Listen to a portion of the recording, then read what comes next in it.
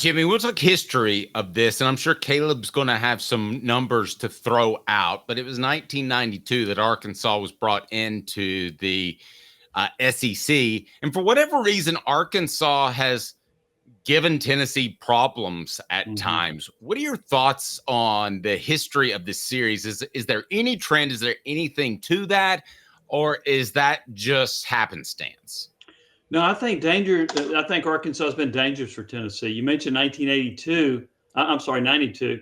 That was the first of a 3-game losing streak that ultimately cost John Majors his job. Look what happened in 1998. We all know that Tennessee was very fortunate to win that game. The very next year, Tennessee's ranked number 3 in the country. They played Arkansas. They're still in the national championship hunt, and they lose 28-24, which ironically was the same score by which they won the year before. But Arkansas's won 3 in a row when they played in Fayetteville. Now, granted, a couple of those Tennessee teams were terrible, but they have been problematic for Tennessee for a variety of reasons. Now, Tennessee's had some success against Arkansas. I mean, they had a 63-point game not that long ago, and I think Peyton Manning burned them for about 49 points when he was at Tennessee. But they have been a team that has been a tough out for Tennessee for a variety of reasons. And while I think Tennessee is going to beat Arkansas, I don't think it's going to be a cakewalk. Jimmy, I want to expound on that. And by the way, just so for those who don't know, that Arkansas team that beat them in 1992, Tennessee was number 4 at the time, and Arkansas finished that year 3-7-1. So that was a bad Arkansas team that beat them. Yeah, it was. And then one year Peyton did struggle with them. I believe it was his last year, 97, where he had to come back towards the end. Do you think a lot of this was... How much of this do you think had to do with, I want to say, coaching wits? I mean, whatever we thought about Houston Nutt, he was a good in-game coach. And I think Fulmer openly said that Jimmy's and Joe's over X's and O's. Do you think a lot of times there has been a coaching mismatch in terms of in-game strategy for Tennessee and Arkansas? I don't know if I'd go that far. I do think that Houston Nutt was a really good motivator. And I think that helped Arkansas. Look, Arkansas outplayed Tennessee in 1998. Tennessee was very fortunate. Arkansas led that game 21-3 during the first half. And then Tennessee had that kind of incredible fumble recovery with less than 2 minutes left to lead them to a win. I don't know if I'd say coaching mismatches in those because I don't know what the series record is, but Tennessee leads it against Arkansas. And I've seen some games where Tennessee blew out Arkansas. And I saw Tennessee play a very good Cotton Bowl in 1990. When Chuck Webb ran for 250 yards. So I don't know if I think that Tennessee just completely got out-coached. I think sometimes you just have those kind of games where you just don't play that well. And perhaps that has been the issue.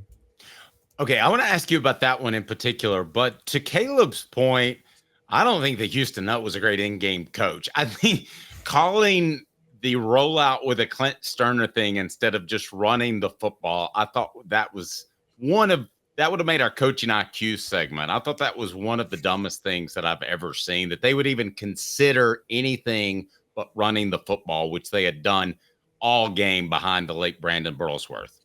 Yeah, that was a dumb call. I know he'd like to have it back, so would Sterner.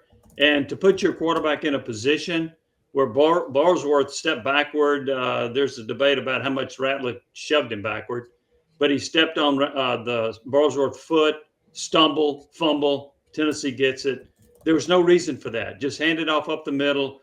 You're not going to run the clock out completely, but if you run 3 plays and then punt, Tennessee's going to get it probably inside their 20-yard line, and there's going to be very little time left. So that was a dumb call. Okay, can I ask you about that night? You said it's the night is slightly before my time. I would have been 16, but it was the 1990 Cotton Bowl, correct?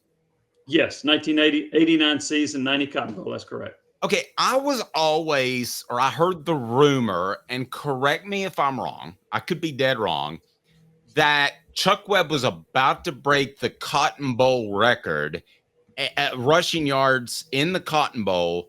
And for some reason, I love Johnny Majors. I'm not trying to take a shot. He was great. But for some reason, he had some sort of bone to pick with Chuck Webb, and he didn't allow him to break that record. Have you ever heard anything slightly like that? No. Yeah, I mean, maybe there's nothing to that, but yeah, I remember maybe it was because he was a freshman or wanted to put him in his place or something. But this series is interesting. And Jimmy, I forget the year, but it was Darren McFadden's group and Felix Jones when Tennessee went to Arkansas. And I felt like Tennessee was walking into an absolute hornet's nest. Game day was in Fayetteville for the first time. That was the one that I felt like Arkansas truly had the better team on that day, and I'm not sure that it was close. Do you remember the year on that? Yeah, I think it was 2006. I was just looking at the series record when you brought that up, and Tennessee lost that game 31-14. I think Arkansas had another pretty good running back named Felix Jones, but McFadden was the dude. He was the guy, and they handled Tennessee. I'm not even sure. I think the score was that close, but I believe it was 06, 31-14 is when you're talking about. And I think there was a lightning delay that kind of got Arkansas off kilter a little bit, or it would have been worse.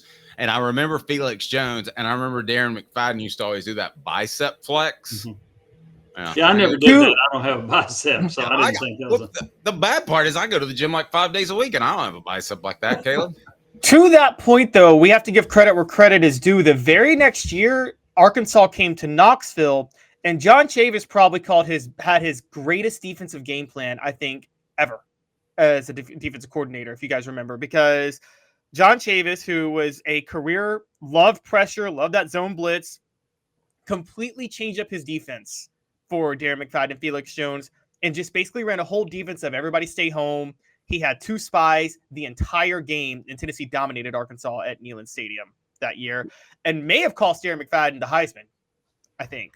That was a 34-13 game, which was almost the reverse score of the Tennessee game at Arkansas.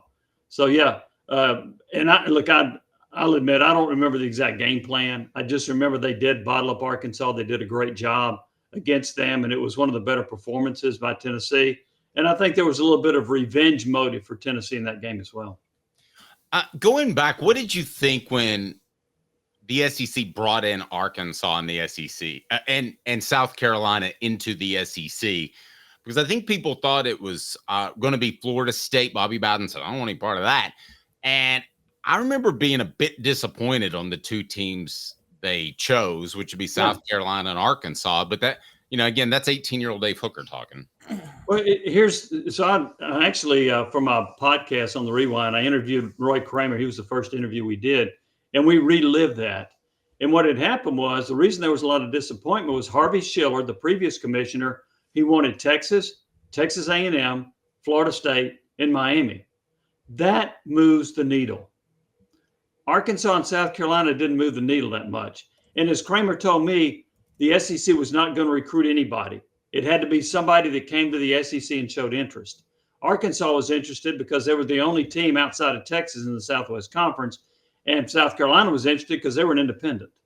And so they called the SEC, and the SEC said, okay, we'll take you.